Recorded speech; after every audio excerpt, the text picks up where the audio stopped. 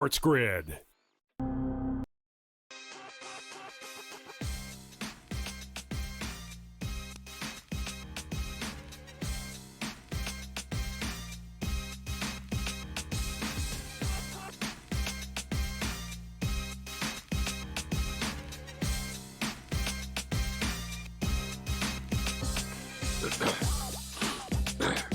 Game time decisions live on SportsGrid. What a night ahead here on this Thursday. Kevin Walsh, Gabriel Morency, Sweet 16 4 big-time college basketball games, and it is opening day part 2. I think there's about 4 of these in Major League Baseball. We are still waiting for the defending champs to take the field. That's going to be in about 2.5 hours, probably closer to 3. Gabe, how we feeling?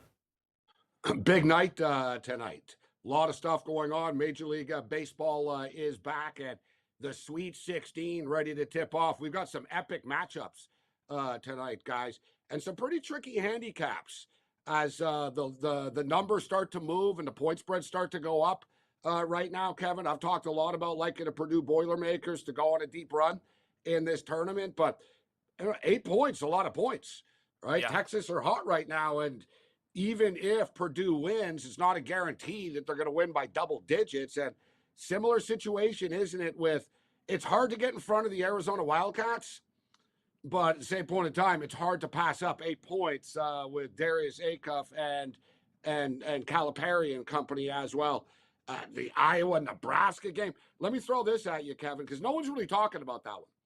Right? It's funny. I read like a Sweet 16 preview today and game picks on a well-known sports website. They only gave picks for like the 3 games. They skipped this one. That's crazy. Like, Iowa and Nebraska are playing too, right? Like they're still alive in the tournament. But what's wild though, they're massive rivals, guys. And I wanted to ask you this on a lighter note, Kevin. Like, sort of like what maple syrup is better, Quebec or Vermont? You got big rivals. Like, is Nebraska corn or Iowa corn better? Because I'll tell you what, on the football field, Iowa have beaten Nebraska 10 of the last 11 times that they played. On the basketball court, Iowa beat Nebraska 4 of the last 5 times they played, Kevin. Right? Like, this has been a one-sided rivalry between 2 institutions and states that don't like each other. And it's amazing that they're playing each other here in a Sweet 16 basketball, the most unfathomable projection ever, actually. But I think people are sleeping on Iowa. We talked about Coach McCollum. We talked about his success with Drake knocking off Missouri, and he's really showing this guy can coach, Kevin. Yeah, the win over Florida will do that, right? We've seen it be a chalkier tournament, and yet they knocked off the Gators. And it was a close basketball game. It's a Florida team that has more of those upsets on the year than people like to pretend, though. I will say that. Just say, there was a little bit too much of like, oh, my God, could you believe what McCollum did? Like, okay, like just a little bit was a little much. But the number tells the story. Just 1.5 at a 4 versus 9. Nobody thinks Nebraska's... Hey, what about the Clemson game? The Clemson game. Clemson were like 2-point favorites in that game. They weren't. It wasn't like they were favorites in that game. ACC is so bad. We talked about from the jump. I don't really understand how any of those ACC things came together for this tournament here. Now, the Johnnies are going to beat Duke outright tomorrow. I'll just throw that out there. I think Duke are poised to lose outright. There we go. By the way, if they do, right, like, UNC may need to hurry up and hire a coach before everybody goes, you know what? Will Wade just basically did an internship across a couple of different programs just to get his LSU job back and go back to Baton Rouge, Gabe. They left NC State high and dry. It's unbelievable turning of events. And LSU literally are spending like, I think it's like $150 million now on coaches. When you add up all the coaches that they fired, they're still paying off Brian Kelly $53 million. Yeah. Right? Until Kelly gets a job. And LSU screwed themselves because if he would have gotten a job, they would have been off the hook, but they played games with his money, so he wasn't in the interview cycle for the most part. But, yeah, it's a wild turn of events. And, Billy Donovan's name is the one that's coming up the most right now as far as North Carolina is concerned. I'll throw a quick name before we get into the picks and all this, Kevin. Mm-hmm. It's worth a phone call. He hasn't been out of the game that long either. Now it is in saying that, college basketball is a completely different world from 2022 and 2027 as it will be going into next year. But if you're North Carolina, you got to make a call to Jay Wright. It's worth the phone call. I don't want to in any way act like Jay Wright isn't a great coach. I wouldn't call him. Every single coach who left because they can't handle the fact that kids are getting paid, I would never call him. Same thing with Bennett. I don't know what to do. I don't know what to do. They're getting paid. All right, beat it. Virginia's fine. I wouldn't call Jay Wright. I understand Nova can't figure it out without him, but that's why Jay Wright left. Don't worry about Coleman, Coach K. That's why everyone's like, you think Saban's coming back? Saban's not coming back. Saban's not coming back, Gabe. The difference is North Carolina has money, Villanova does not. That's true. Right? You know what I'm saying? Like Villanova, he won with gritty players, recruited, did it the right way and all that. Let's not pretend that kids weren't getting something along the way. But Brunson never saw a dollar. Yeah, and Villanova doesn't have the bankroll that North Carolina does. Let's just call it out for what it is, right? So it would give them access to it. But you're not wrong. I mean, Nick Saban stepped aside basically because he saw we don't have the money that these Big Ten teams do. There's only so much money in the state of Alabama. And not to mention you have Auburn. And Auburn's actually the richer school between the two of them. Right? Like Auburn has more money than Alabama does. The University of Alabama does. Like Auburn's a private school, Steve Jobs, Apple, whatever. They've got serious boosters, serious money. Alabama has a bunch of dudes named Larry calling the Feinbaum show, like donating $200 and stuff. They don't have the same. That's a debate for a whole other world. But last one about this, Kevin. How about Mick Cronin crying? This guy never stops. If he's not acting like a jerk, or he's not doing this, or he's not doing that. Yeah. After what he said, I need to know about another $5 million. It's like, well, what's another $5 million going to do for you, bro? Is that going to make you a better coach? You know what I'm saying? Yeah, get him a backup big. Dude, for the record, you can never fully trust these numbers, Kevin. But for the record, Michigan's payroll is $10 million. Kentucky's was 22. Yeah, but Gabe, also people are supposed to. This money. But here's the thing with these numbers. Apparently, Michigan's payroll's $10 million, and Kentucky offered Yaxel Lendenborg $9 million. Huh? These numbers are so stupid. They're all so stupid because in nobody's football, actually reporting on them. Too. People are football. Oh yeah, Arch Manning's making $12 million. No, he's not making $12 million. Come on, that's insane. He's not making. No. In reality, he made $2 million. What's Jeremiah Smith making? Same with my boy Underwood in Michigan. Oh, you got a $10 million deal. You got $10 million if he stays for 4 years. It's $2.5 million per. Right? Yeah. Like you said, be more realistic about it. They're not giving him $40 million. There's just these guys could report on it, but they don't. So then it's just a bunch of guys who have the avatar, and they're like, I know somebody from a Reddit page. I swear Kentucky gave Yax $9 million. Again, if that's true, he'd be at Kentucky. That's just, I think that's fair to say. If they were giving him Ann Arbor, and he's had a great year. Yes, for the $9 million. For the $9 million, he would play in Pyeongchang. He'd move to North Korea for the $9 million. I would. Ronaldo did it. North Korea radio offered me $9 million a year right now to do a sports show. I'd be like, look at Cristiano Ronaldo, Gabe. Cristiano Ronaldo's getting $100 million a year to go play in Saudi Arabia. Again, it's just all of it is 73 fans too. It's wild, but. Yeah. So I said, college is a wild landscape, but you look at the landscape now. That's why to me the Iowa and Nebraska is kind of the outliers of these teams. All these other teams are big money teams that have they're supposed to win in college basketball. Iowa and Nebraska are not. No, I don't disagree. We're going to break these games down. I think it could be a dog day. There are two props I'm very, very excited about. We'll get to those, plus the baseball picks here. It's Game Time Decisions on SportsGrid.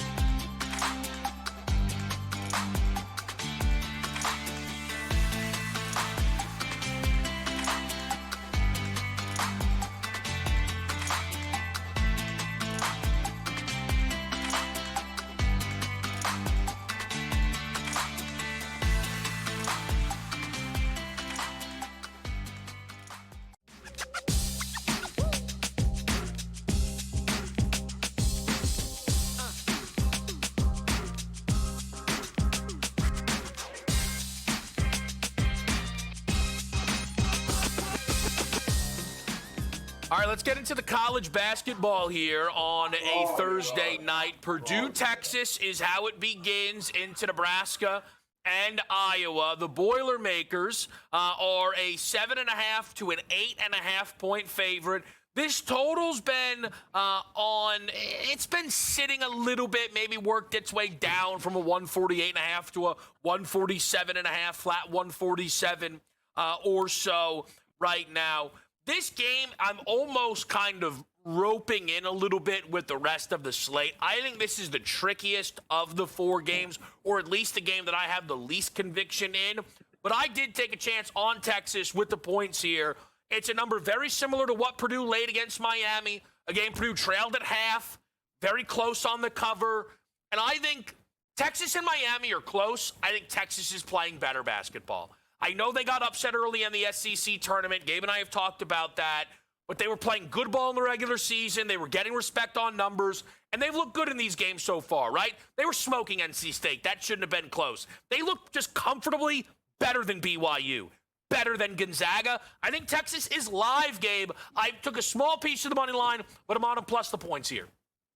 You know, Kevin, earlier in the week, I looked at this game and I said, this is the end of the line for the Texas Longhorns. The point spread was 7. And I sort of saw a 9 to 10, 11. I sort of think of this as like an 85-74 type of game. So obviously I like the over. You know, now the point spread's going up. The game's getting closer. You know, I'm almost second guessing myself thinking, man, it's a lot of points to lay, right? Texas, you know, unless they get blown out, the back door is going to be wide open. They're obviously not going to tap out here. And one thing about Purdue, guys, every year, Kevin, there's a team that's, you know, the Edmonton Oilers, the Buffalo Bills, teams that like they haven't won, but every year they're hyped to win. You know what I mean? Like every year people like the Chargers. Yeah, that's the year the Chargers are going to break through. Yeah. And they don't get it done. It's almost now with Purdue. I mean, Kevin, Purdue Boilermakers are ranked number 1 to start the season. Mm-hmm. And I thought they were overhyped. I didn't think that was right. But people have just sort of like dismissed them. They didn't have the best regular season. I'm not going to dispute that. But they're playing their best basketball right now. They're on a 6-game win streak. They're only one of 3 teams to beat the Michigan Wolverines. And they did this just a week and a half ago, et cetera, right? In a big-time game as well. They have the number 1 ranked offense in the country, according to offensive efficiency. So, you know, there's something to hang your hat on here. Defensively, they're 33rd. That's a pretty strong combination. Texas, we know, are good offensively, guys. They're ranked 15th in the country. They're ranked 81st defensively. But how about this with the Longhorns, Kevin, if you want to make a case for, like, being able to hang around here? In their 3 tournament games, the NC State game, the Gonzaga game, the BYU game, opponents are only shooting 42.3% from the field. All right, but let me play devil's advocate here with you. Doesn't this total feel like just too light at 147? Not to mention, Texas get to the free throw line a lot, so I do believe there's going to be free throws in this game. There's going to be fouls in this game. And I don't want to take anything away from Texas's run, Kevin, but you said it a couple of minutes ago. The ACC sucks, right? So you beat NC State by 2 points. It was almost like every year someone gets in that spot. Let's not pretend that BYU is the same team, Kevin, down the stretch here, bro. You know it, right? They weren't the same team. No. BYU had lost, 4 of their last 11 games. Like, BYU, the wheels fall off when Saunders got hurt. Let's call it off what it is. They're 4-5, 4-6, 4-6, 4-7, 4-6, etc. They were not the same team, right? Let's just call it off what it is. The Gonzaga Bulldogs, we all knew they weren't the same team. Right? They were offensively challenged. And, oh, yeah, by the way, they didn't have Huff. They didn't have, one of their best players as well. Not taking anything away from Texas, Kevin, but when we look at each matchup that they had, everything fell into place for them. Now you got a well-rested Purdue Boilermaker team. To me, Purdue were the better team, but I don't want to lay the 8. So I got Purdue a moneyline parlays, and I was thinking, maybe we'll, parlay with Arizona. I'm not even sure Arizona wins this game tonight now, guys. Yeah. I've talked myself into Arkansas plus the points, to be honest. But I like the over, Kevin, of Texas and Purdue. 147 is just too light. We're playing in an arena. We're not playing in a football stadium or anything like that. The game's in San Jose at the Shark Tank. And here's an interesting, not trend, but fact that I saw today, guys. The Purdue Boilermakers 17-1 this year when they're minus 360 or more on the money line. Just throwing it out there. They're like minus 390 on the money line tonight. I think Purdue wins. I think it lands right around the number, Kevin, and I think it goes over. Like I said, I keep coming back to 83-75, 84-74, like right around the point spread. You know what I'm saying? Yeah. No, it's a really good point about Purdue's record when they are a big favorite, because the reason their losses bother me so much, it's not that they're bad teams, it's that they were at home for all the games. To lose to they got smoked by Iowa State, Illinois, Michigan State. They lost to all of them, right? So to me, did Wisconsin go in there and beat them? I think Wisconsin went in there and beat them off the top of my head. I think you might be right. Like it's been.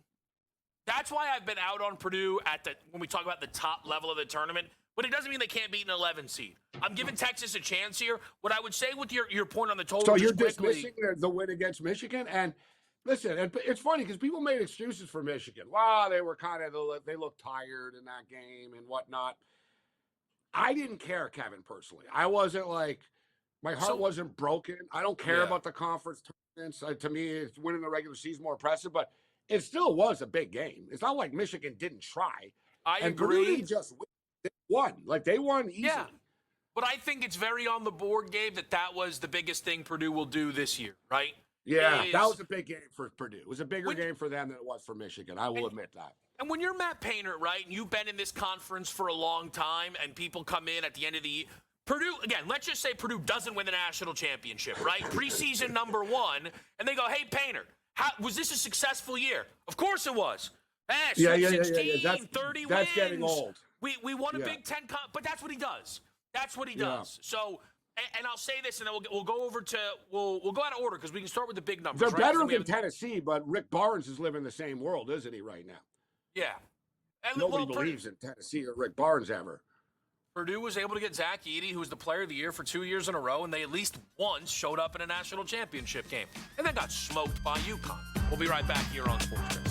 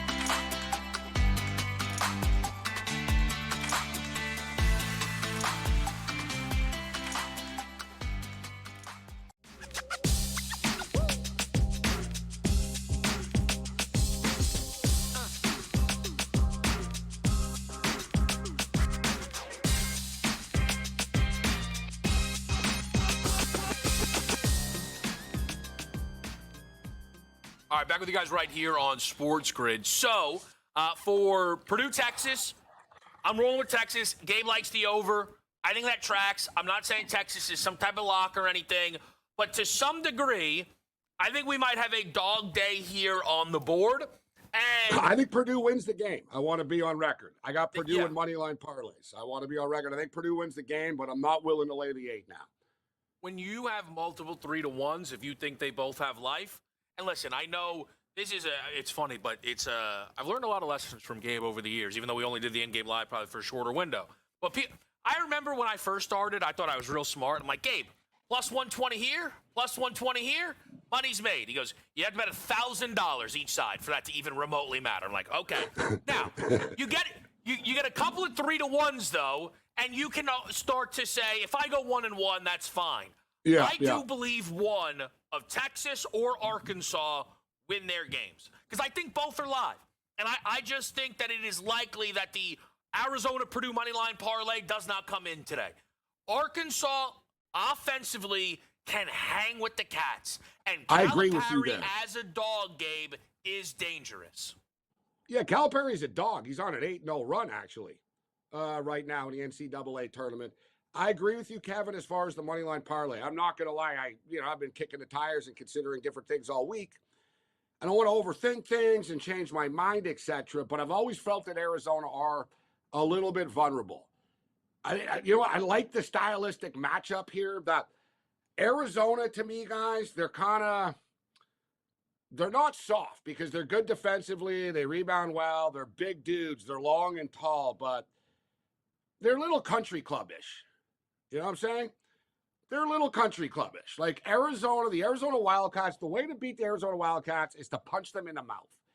Punch them in the mouth. Don't back down. Play fast, but play aggressive. Take some hard fouls, like rough them up a little bit. I believe personally that you can wear Arizona. I think Arizona playing in the Big 12 is toughening them up a little bit still. But I think stylistically, Arkansas can play with them, Kevin. But I wanted to I'll let you continue. I wanted to say, though, just looking at the parlay, guys, of, okay, let's say I think Purdue, because I really do think Purdue's going to win. Now that Purdue money line's going up, too. It's up to 400 now. But I think Purdue's going to win. I'm like, all right, yeah, okay, who's that other player, Arizona? Bro, it's minus 176. Terrible odds for something that's not a lock to happen. Yep. If I'm betting a minus 176, it's going to be a UFC fight or a BKFC fight where I know, this guy's going to kick the crap out of the other guy, and it's only minus 176, right? I'm not going to sweat out 2 close college basketball games for minus 176, Kevin. That's insanity. No.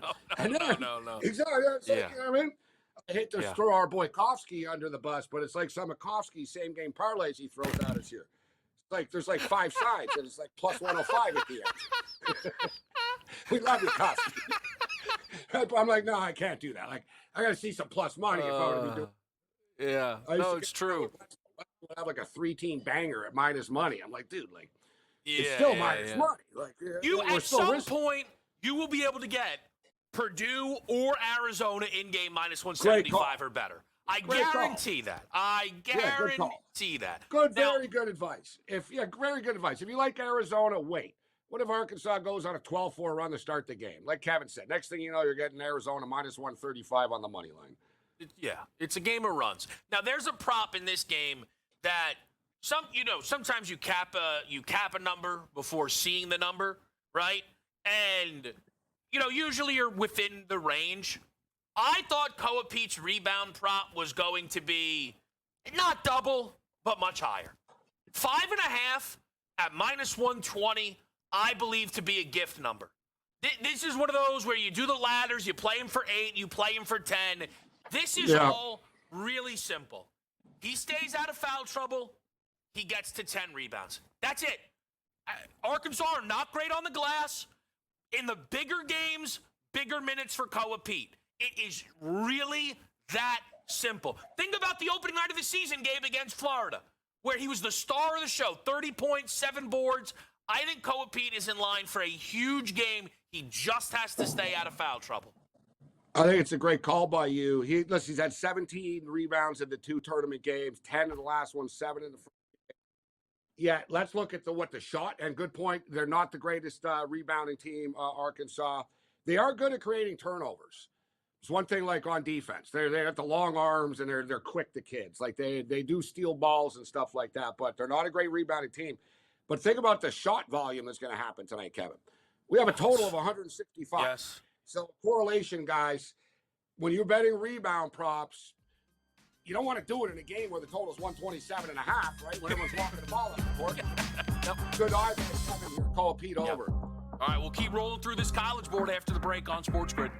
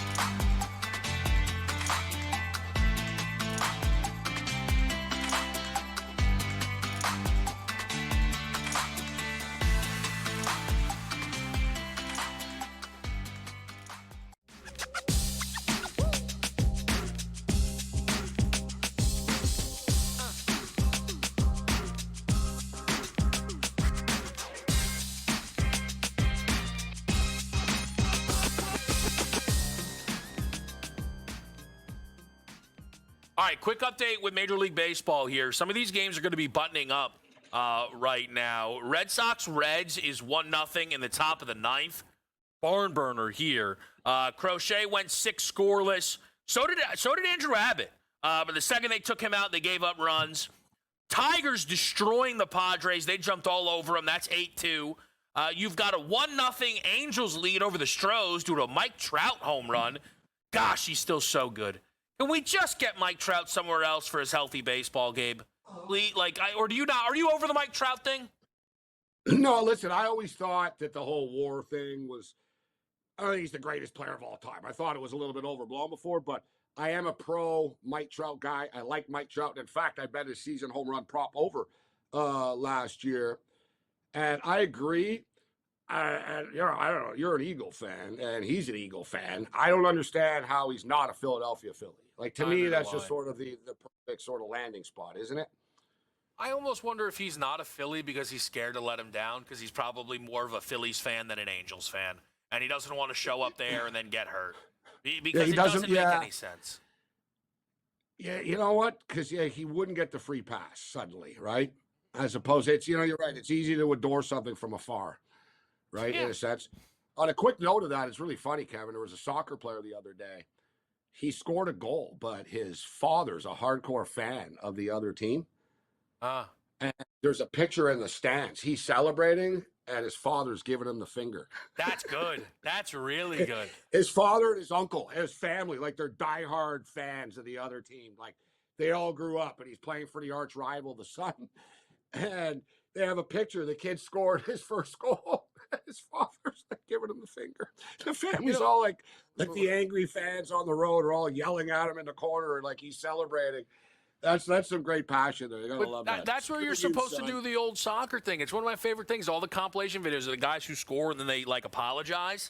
Like when a guy who used to play for Arsenal scores against Arsenal, he's like, I couldn't possibly celebrate this goal. But all of his teammates are hugging him because they could care less. They're like, screw Arsenal. We don't care about Arsenal. This is great. That happened. It happened in one of the cup tournaments recently, actually. The guy said, I'm actually not happy beating them. I'm a big fan of theirs. he said, I'm actually, I forgot, it was Man City. I think he goes, it was like they drew. It was like a big upset. There's so many of these events now, right? But it's a big upset. They tied. And he goes, ironically, I'm actually a diehard fan of theirs. He goes, I'd be upset if I was a fan. He started laughing. He goes, the fan in me is upset. They tied us. And he goes, I'm happy. It was like the little twists there. But I want to get to something here. We'll get to the other games here. But as far as Arkansas, some things that caught my eye here, Kevin. So the total is 165 points in this game, which you need a ride to get there, don't you? And, Arkansas aren't as bad defensively as people make them out to be. They're ranked 83rd in the Ken Palm defensive efficiency rankings. Texas are 81st. It's like an SEC thing. It's a higher scoring conference. But I do believe they're going to get after it. But this is what's crazy. Arkansas guys are ranked 245th in the country in points allowed in the paint. They defend the three well, but Arizona don't take a lot of threes. Arizona are a big, long team that likes to live in the paint. Arizona's going to get theirs, guys. Like this guy, you got to believe, Kevin, that both teams are going to get to the 80s here. So, yeah, it's 165, but I think of this game as like an 88, 83. Maybe the winner needs 90. You know what I mean? 90 to 83. I think we get into the low 170s here in this one. And give me the Hogs to hang. I'm going to roll the dice that Arkansas and Calipari and Acuff keep this close. Let me just tell people this. I took an Florida-Arkansas under. And, again, Arizona, I understand they're better than Florida, but it's comparable, right? Really good offense, really good defense, both play with pace. 169 and a half. 111 to 77, okay? So I'm not getting in front of this total. It's like people getting scared of the St. Louis, Michigan total last week. Yeah, how'd that go? Michigan hung they had 60 and a half or whatever. Like I've seen Arkansas play this kind of team. Dude, they can't stop anyone in the paint. It's going to be Dunk City for Arizona. Yeah, it's going to be Dunk City for Arizona. Lob, dunk, rebound, put back. Yeah. Meanwhile, Arkansas is going to get the ball, run the ball up the court, and score, take a three. It's going to be a fast pace of this game. And I actually think they'll be able to score easier on Arizona than Florida just with the way they match up. Because non-conference rivals so always easier, Kevin. It's always too. difficult too when you know each other. But Florida's out. Chinaloo is 7 foot, 300 pounds. Condon's 7'2". Thomas Houck 6'10". It's just I think our Arkansas will be able to score the ball. It's why I think they truly can win this basketball game. Nebraska, Iowa, though, Gabe, it's the game that we talked about off the top, and you mentioned liking Iowa, so I think you'll like where I'm going then in this game, which is Bennett Sturts over his points plus assists. It's a 23.5 minus 115. If you look at what Sturts has done in this tournament, this is, to me, where you can find value. So we talk about up-tempo games. There's value on props because the books don't adjust enough for the total. You know what I don't think the books have adjusted enough for? Bennett Sturts plays every single second of these games. He's not sat on the bench yet, Gabe, in this tournament. He's played 80 minutes through 2 games. He went 0 for 9 from 3 against Florida. Nebraska's good defensively. I don't think they're as good as Florida. Sturts will be able to score inside a little more, hits a couple of his threes. He creates everything. I think Gabe, he gets to 20-25 in this game. Bring the assists along with it here. I really like Sturts in this matchup. Yeah, you sold me once again. I like where you're going with this. And as somebody that likes the Iowa Hawkeyes here, and how about this 2 guys with the number? It's come down to 131 as well, last check. And it was 132 and a half. 8 of Iowa's last 9 games have gone over 131 points. These 2 teams just played, all right? They played in the last regular season Sunday of the year, not in the Big Ten tournament. They played their final regular season game against each other. They got to 159 points. dude, 3 of the last 4 times that these two teams have played, I don't want to go back too long, but sort of the current additions. All right, you have a new coach in Iowa here, but they played twice this year. 84-75 at Nebraska. The game went to overtime. Nebraska won 84-75 in overtime. They played in February in Iowa. It was 57-52 for Iowa. Last year, 83-68 Iowa and 97-87 Iowa. We got a total of 131 here, Kevin. I get it's an elimination game and Sweet 16. You watch Nebraska play. Dude, Nebraska get into the 70s. Nebraska bomb threes. They do bomb threes. Like, they're an aggressive offensive team. Like, Nebraska live or die with the three. That's the thing with them. If the three ball isn't falling for the Huskers tonight, they're going to lose. I hate to simplify it. If the three ball is falling for them, they can win this game. Yeah, I will say, Gabe, when I first saw the game, I thought, I think it was a 134.5, definitely 133.5. I was like, you know what? In the tournament, this once be again, slower. Kevin, what you and I talked about, I'll trust the market more than I'll trust the odds makers more than the market that's moving it down. That's what I'm saying. It's the already a low total. 134. Exactly. I'm not betting a bad number. I'm telling you, like, oh, you know what? Good for me. I read the total open maybe a bit too high. I'm not betting it now. 131.5 is too low, like, to bet to be the last one at the number for me. Like, it's another spot where I would see it as over a pass at this number. Like, that's why I'm backing away. I thought, it's funny, Dave said it's a totals night for him. I kind of thought it would be. When these games were set, right, on Saturday, on Sunday, I'm like, I think I'm going to be involved with totals here. Couple of overs, couple of unders. Everything's just, and I mean, it's not surprising. I like the first three over. Yeah. The question is, what about Illinois-Houston, which is arguably the game of the night? You want to talk about this? Could be a Final Four game. Yeah, I mean, come on. We got the Houston. These are really good teams. What did Houston do to deserve to be playing this game at home? I don't really get that, but it is what it is. I mean, what did Illinois do to deserve to be a 3 seed? How'd that happen? Too many ACC teams in front of them? How are they on the same line as Virginia? Like seriously. How did Illinois end up on the same line as Virginia? It is, look, it's fine. It gives us a great basketball game. We're gonna cap it, obviously. We're gonna also bring the Dodger game into the fold. Late night Mariners, Guardians should be good as well, right here on SportsGrid.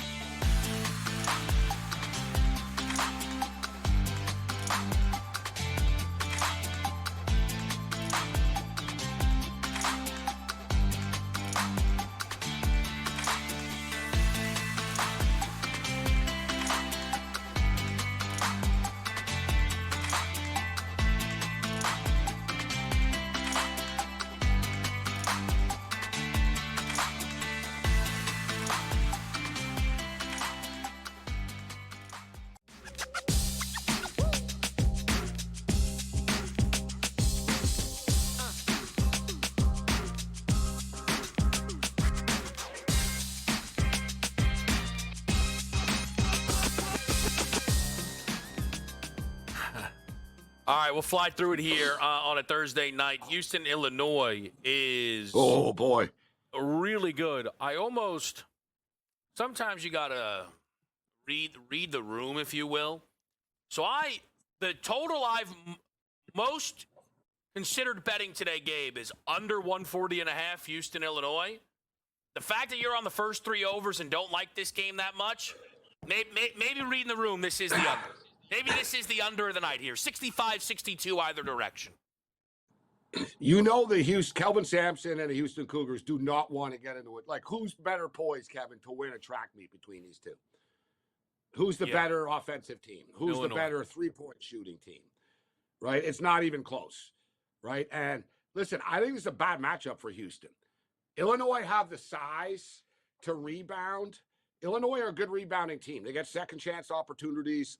Houston like to bully you. You're not going to bully Illinois. I just think Illinois are the better all-around basketball team. I think Illinois' size is going to be a problem. I think Illinois' offensive strength, they're both good defensively. But you're right, Kevin. This is the one, ironically, because I love the over in the Purdue game. I love the over 131, 131.5. I think it's too light in the Iowa game.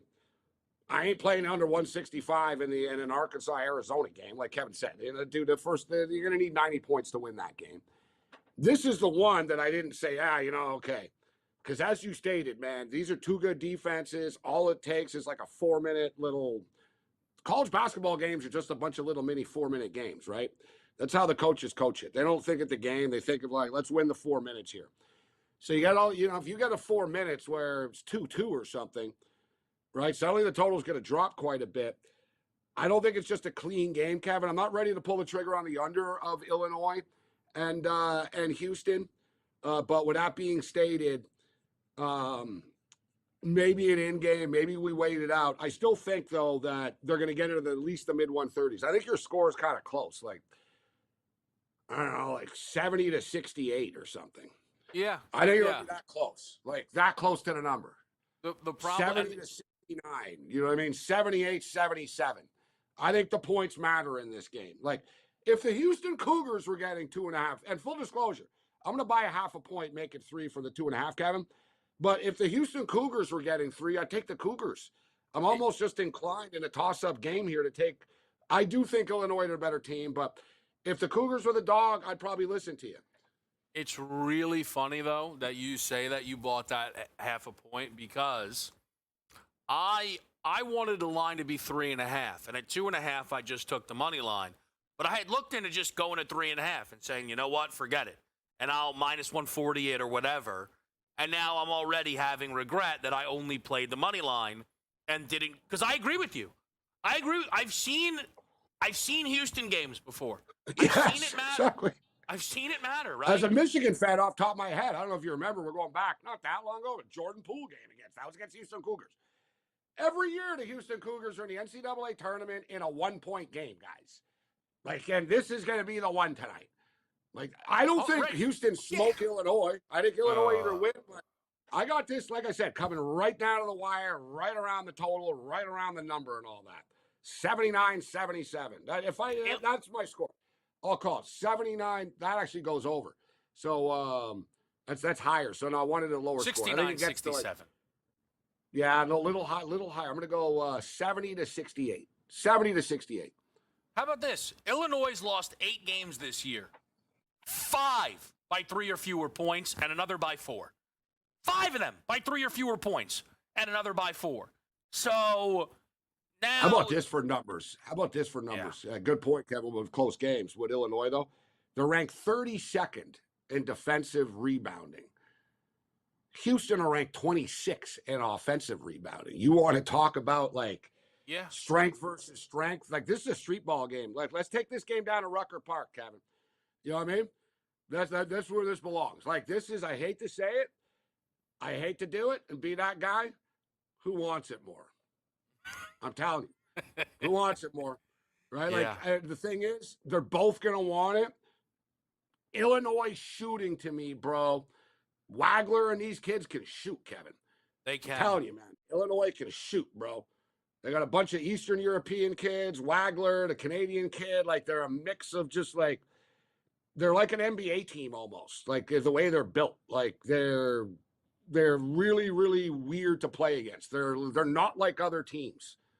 I was gonna say, Gabe, like I'm thinking in the Big 12, there's not a lot of shooting bigs, right? Yeah, yeah, good point. Like K. Makeda can't shoot on BYU. Badunga can't shoot on Kansas. Arizona's bigs don't shoot, right? Krivas can't shoot. Awaka can't shoot. It's a lot of stars taking it to the rack in the Big 12. Like like JoJo Tugler or Chris Sinak. I'm not saying they're not capable of it, but that they're not used to going out there and guarding a bunch of 3-point shooters.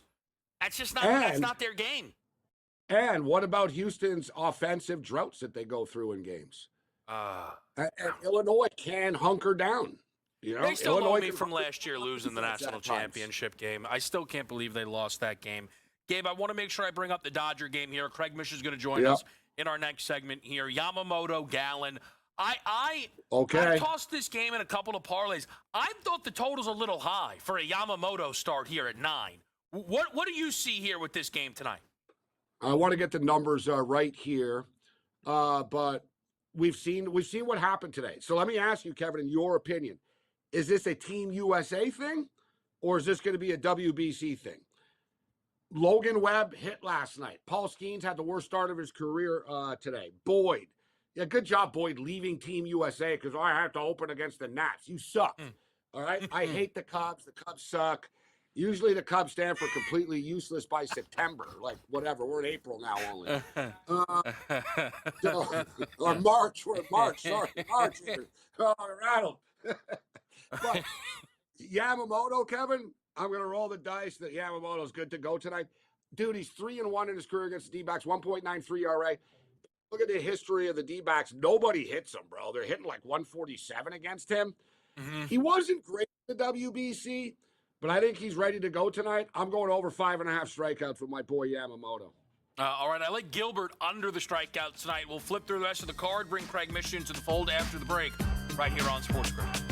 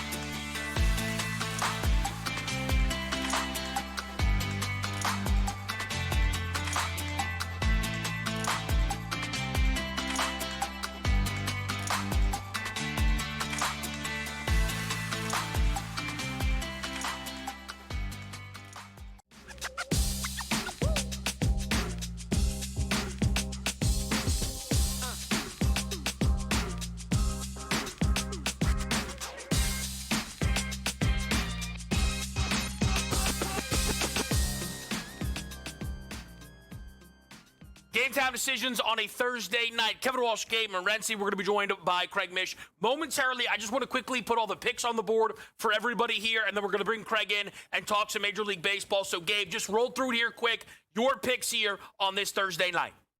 All right, let's rock and roll. We're going to start off with the over in the Purdue game. Over 147, Purdue and Texas. And I do think Purdue is going to win the basketball game. We're going to go with the Iowa Hawkeyes. Like I said, Iowa beaten Nebraska 4 of the last 5 times that they played.